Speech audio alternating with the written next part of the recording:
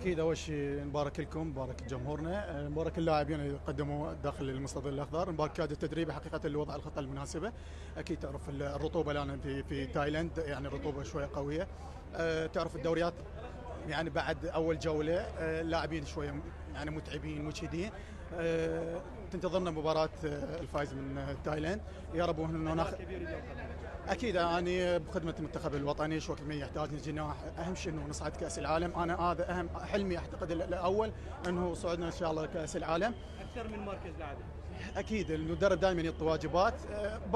بعض الجزء المحللين ما يعرف انه الجزء الجمهور ما يعرف الواجبات اللي داخل المستطيل الاخضر. هو مو شرط اللاعب انه يسجل داخل الملعب، اللاعب انه يقوم لك بدور يعني التكتيك الواجب المهم اللي شفناه. اكيد اول شيء اعتقد هذا الاهم، انه هو الاهم انه نفوز نصعد كاس العالم. اعتقد المباريات ان شاء الله اكيد مع فريق جيد. رغم بعد المسافه اليوم الجمهور اجى من استراليا على مصر.